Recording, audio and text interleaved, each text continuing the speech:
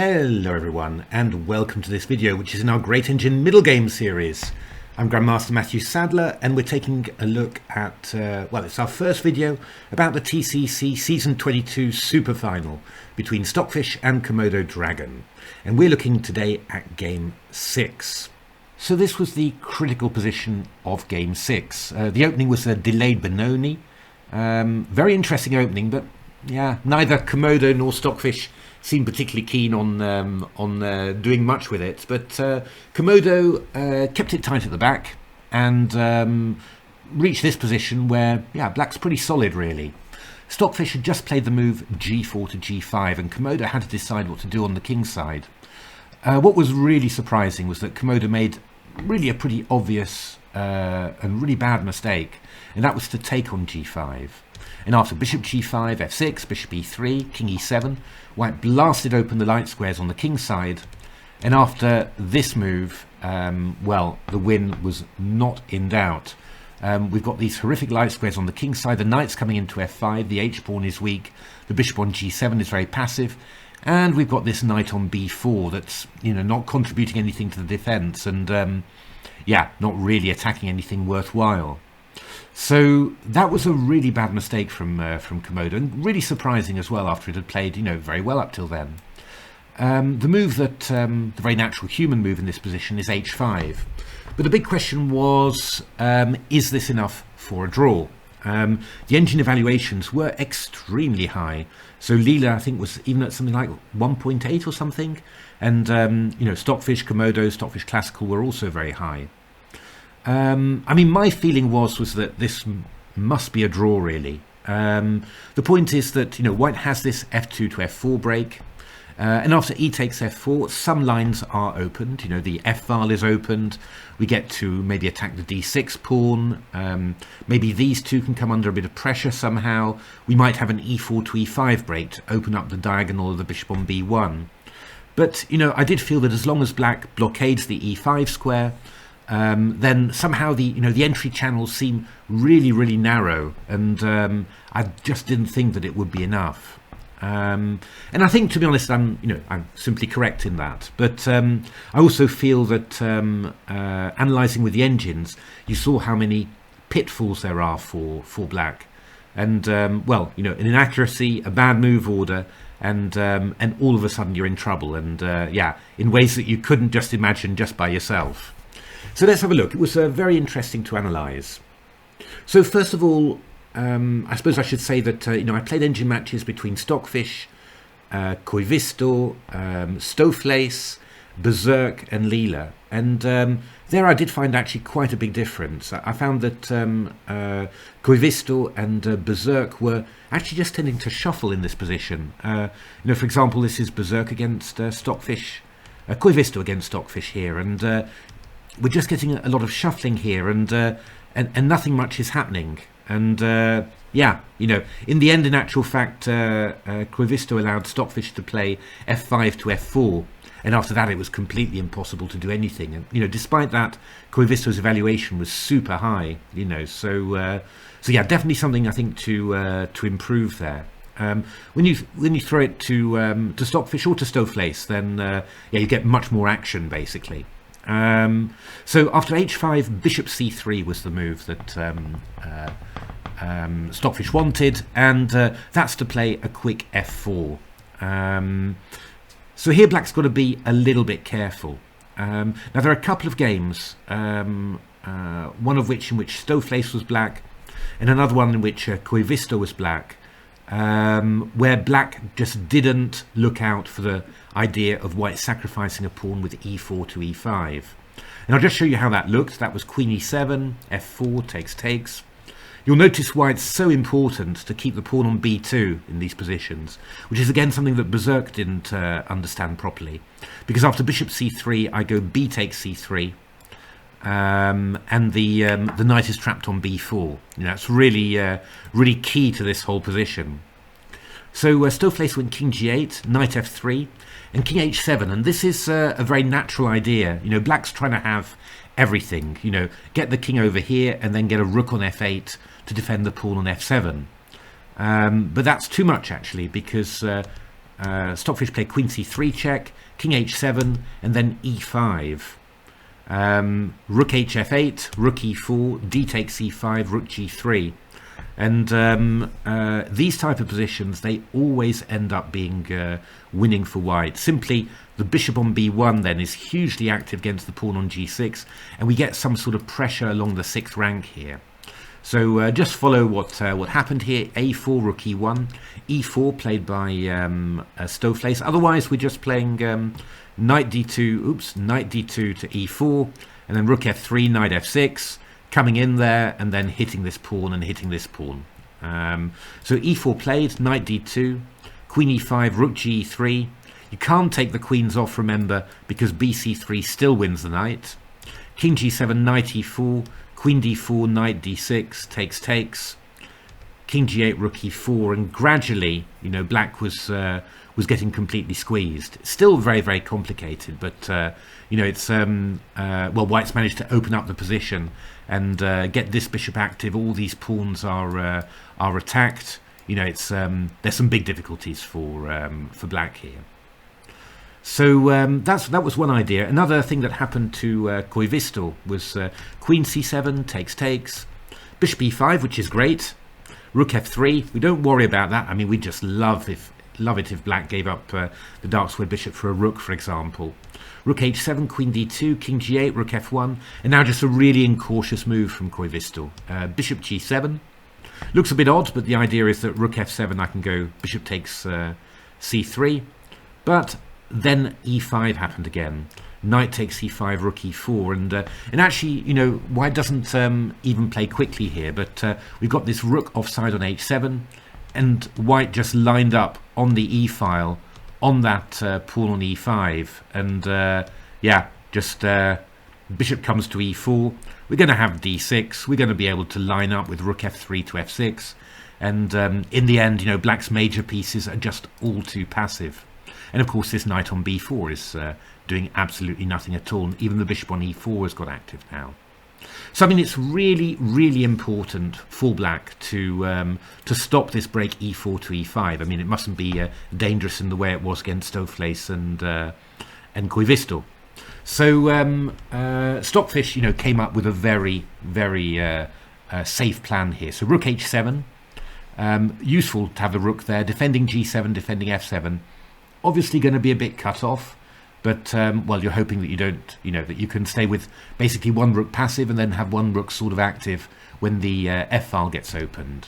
So F4, Stockfish not messing around, takes, Knight E5, Queen F1, King G8, Rook G3, Knight D7, Knight F3, Bishop E5, played by Stoofvlees, Knight takes E5, Knight takes E5.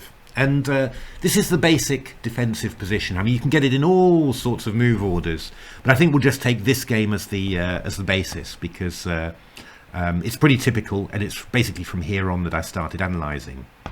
Now, actually, in general, if Black defends without any imagination whatsoever and just keeps on playing Queen C7, Queen D8, Queen C7, Queen D8, then you are just going to draw this.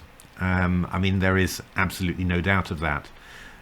What actually happened, though, was that in the course of the games, you know, that Stockfish was playing against Stoofvlees, I mean, their evaluations always remained at plus 2.4, plus 2.5. So, yeah, and that meant that there was something in the position. There were ideas in the position. And, well, we're going to have a little look at that. Let me just take you something like 40 moves into the future and reach move 73, and Queen E7 has been played. So not much has happened here. We've doubled up our rooks, which is great. Looking at D6, F7. We've got played B3, the king's on C1, but apart from that, not much difference at all. King B2. And now this is an interesting moment, because this was a game Stoofvlees against Stockfish. So Stockfish, you know, defending there, and this is only on a 14-thread machine, so, you know, and it was a 20-minute game, so Stockfish was presumably just a little bit of short of time by now. And Stockfish just didn't want to stand still, and it played the move A4. And, well, I mean, actually, you just notice all the time, anything that black does to change its defensive structure goes wrong. Queen g3 was played, bishop takes c5, d takes c5 played. Yeah, the fact that black has to do this is entirely due to the fact that its queen is on e7. So queen e5, I just take it, and then the rook's going to take something. If the queen was on d7, you could just take back with the rook, which, who knows, might be a lot better. But d takes c5 played, rook f3, a really good move from Stoofvlees here, rook b3. The idea is now that the rook's going to come to a3. And, well, you can already see, you know, how much pressure white has got on the position. And Stoofvlees made absolutely no mistake here, just invading this lovely little idea. King goes back to c1, the rook goes to a3, queen to a1. The queen's still actually targeting this pawn, which is really nice. Queen d7, queen c3, queen b7, queen f3. We shuffle around a little bit more, but eventually white played the move. White transferred its bishop to f1, played the move d6, played bishop h3, and you know, we were ready also to play d7. The game took, you know, some time still to for victory, but it was pretty clear really that, you know, changing this defensive structure was really not a good idea. So you should simply wait. That's what I thought. And so, you know, I put the position after king b2. I said, okay, don't play a4. Start a fresh game with a move like queen d8. Just wait and see what happens. And it's quite interesting, actually, because, yeah, even here, yeah, somehow the engines found ways of waiting which were not the right ways of waiting. Let's just move you forward another 10 moves here. And we get to this position. Blink maybe just a moment, get yourself adjusted, because quite a lot has happened. White has moved the king all the way up to a4. Now I thought, haha, that's funny. King's gone to a4, but actually, you know, this was Stockfish doing it, and it had actually seen, yeah, very, very deeply into the position. And there are a number now of very deep traps, which into which, well, you know, black consistently fell, in actual fact. Let's have a look at that. So the first idea here, queen e7. Looks pretty innocent move, right? But now Stockfish was playing bishop c2. And it intrigued me because what Stoofvlees did was queen d7. So just leaving that light squared bishop. And, well, it won't surprise you to learn that when this light squared bishop becomes active, then white is simply winning here. Queen h2, bishop a1, bishop f3, giving you an opportunity to take it. But yeah, you don't want to exchange this great knight for this bishop, because that would free this one. So knight bd3, bishop g2, queen d7, rook d1, knight goes back, rook d2, we're still just dominating everything, bishop h3. Queen c7, queen f4, now we're lining up, queen f1, just to keep the knight out of d3. Queen e7, and now, yeah, phenomenal. Bishop e6. I have to say, you know, I saw this first of all, and I just blinked a little bit, you know, just playing through the games at top speed, just to get a feel for them. And it suddenly just occurred to me, but wait a minute, that bishop was on b1, you know, just... But, yeah, this is a piece sacrifice, but actually, you know, this is just completely winning for white. So, takes... Queen e7, rook f7. It's not obvious, you know, completely obvious why this is winning for white. But of course, the main problem is that this knight on b4 is not really contributing anything massive. It can't get back to stop to deal with this passed e-pawn. And we've got all sorts of ideas, you know, even like queen f6, for example. So queen e8 played, takes, queen f6 check, king g8, e7, knight a2, and now one of the beautiful points to it, queen takes b6. And now you might start to realize, why did that white king go to a4? The answer, my friend, is simple. That we can take the pawn on a5 and get the king actively supporting this b-pawn. And this turned out to be just a simple win. Well, it even took the c5 pawn as well. King b5, knight d3, queen f6 check, and, well, it was just... curtains. King g8, queen e7 was a nice move just to cover this square, and then we just play b4 and then queen the pawn. So queen d7, queen e7, bishop c2. The question is, obviously on your lips and on my lips as well, why not play knight takes c2? What could possibly be wrong with that? Well, actually, only Stockfish had the answer, because actually Stoofvlees was playing just queen takes c2. But after queen c7, this is just equal again. You know, you're completely blockaded here. You just play queen d7 to c7, queen d7 to c7, you just wait. After bishop e5, you take with the rook, and there's nothing that white can do. But here, Stockfish, after knight takes c2, was playing the intermediate move, bishop takes e5.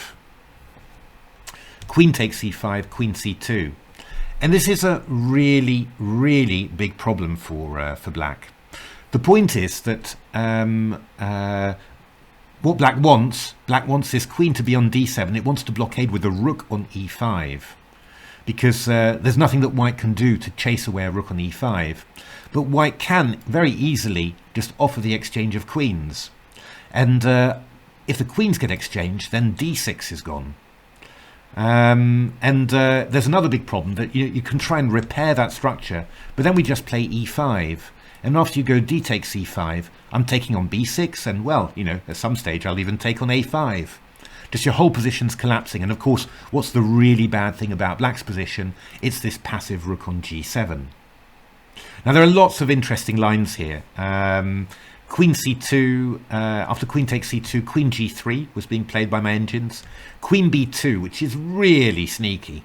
What's the idea of that? Well, the pawn on e4 is hanging right. What could possibly... I go rook 6 f3. What on earth is that? Abandoning pressure against d6? What am I doing? Why not queen h4? Well, take a little moment to look at the position, and you might well spot queen takes g7 check, takes, and mate. That is the beautiful point, and that's the tactical point that keeps it all together. And that means that after rook f3, black has to go queen e5, but then I just take, and go rook f6, and I'm going to take this pawn. You can't defend it. I'll take that pawn. I could even take with a king if I need to, and this b pawn is running, and this guy is really bad, because you know, you can't just go king h7, rook g8, because then f7 is hanging as well.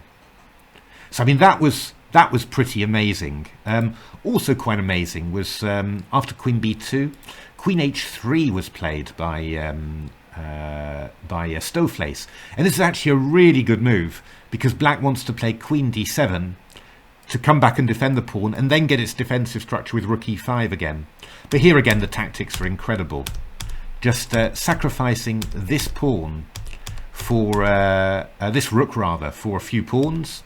Queen f6 check, check, queen b6. And we're playing this position with how many pawns? 1, 2, 3, 4, 5, 6, 7. 7 against 4 pawns. Queen h4, check, there, check, b6. And this just turns out to be winning. Actually, what happens is that, of course, you know, after you go b7, I'm threatening even stuff like queen e8. I can do stuff like queen f6 check and e5. And this white king, beautifully covered, of course. And if it gets checked from the back, it can go to b5. I mean, the white king couldn't have a better place here.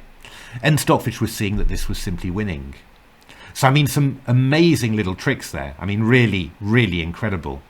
But the funny thing is, of course, is that, you know, if you don't play on this move, if you don't play the queen to e7, which gives the possibility of bishop c2, if you just play queen to d7, for example, and just keep on waiting here, then it's just a draw. And for example, I play Stockfish against Stockfish from this position on 94 threads, and it's just a draw. You know, it's really, I play Stoofvlees against Stockfish, it's also a draw. Simply, there's no way for white to break through, despite evaluation still being super high. You know, it's really, really very, very interesting, this position. I can give you another example of the bishop coming to c2. This was again very similar example. Again, if you go knight takes c2, I play this move bishop takes c5. This really important intermediate move. And after queen d7, I go bishop d1, queen e7, queen g3, queen d7, and then this one's quite amazing as well. Bishop takes f5, h5 rather, takes rook f5, knight d3, rook h6. I'm quite surprised this is as winning as it is, but again, you know, black is rather paralyzed. These yeah, these major pieces are not great, and you know, it's fine if white, you know, just loses a pawn but gets these b6 and d6 pawns, and in actual fact the immediate threat is just to go rook f6. So rook h7 played, rook f6, queen g4, and then this lovely move, queen d3. That's the move, because after knight takes d3 it's rook h6 and rook h8 mate. Yeah, I mean, to be honest, you know, these sort of exploitations of these mistakes, they're really, really difficult for white. I mean, this is really amazing superhuman calculation. But you know, not falling into it is easy enough, to be honest. You know, it's just a question of not going queen e7, of just going queen d7 all the time. And well, to be honest, you know, would you trust a human not to make that mistake? I kind of would, really. You know, queen e7 is not such a natural move. It's much more natural to keep the rook like that and just move the queen. Actually, from d7 to c7 would be my, you know, my instant choice, basically, and just to wait to see what white is doing. But that was really, yeah, that's really, really fascinating. I mean, you know, it's, I think, first of all, fascinating that, you know, when the time gets short, the engines were, even Stockfish, you know, were taking the opportunity to change the position, you know, clearly feeling, you know, because their evaluation was so high for white, that any chance to change the position had to be taken. You know, for example, when Stockfish in this position played a4, but yeah, I mean, the way that that Stockfish got its pieces together, you know, setting up this structure, king on a4, which I couldn't understand at all, and then combining it with, when the opportunity arose, a move like bishop c2, just to get this bishop active, and you know, this stunning idea of this intermediate move of knight takes c2, bishop takes e5, you know, queen e5, queen c2, and yeah, long term this black position's just terrible. You know, I mean, it's a really, you know, really nice. But, you know, a lot of those things that flow from this position, like, you know, the sacrifice of the queen against the rook on g7 to give mate, these positions where, you know, white's taking on f7 and just having a queen and masses of pawns against the rook, you know, these are incredibly difficult to visualize. So yeah, I mean, I think, you know, as black human, stand a decent chance of actually holding this against whoever, to be honest. But yeah, you know, if you were given, as white, if you were given an opportunity to exploit a mistake from the opponent, I don't think you'd particularly, yeah, you'd be doing really well as a human player if you saw that. So really great game, really very interesting. You know, hard luck Komodo, really, but yeah, you know, also very impressive play from Stockfish. So there we are. If you like this video, why not give a like, subscribe to the channel, take a look at my new book, The Silicon Road to Chess Improvement. Chock-a-block full of great engine games, lovely analysis, and huge amounts of tips for working together with engines, as well as some, yeah, lots and lots of training games that I've played of engines, and yeah, that have never ever been seen before. And otherwise, you know, thanks very much for watching this video, and really hope to see you at the next one. Thanks for watching.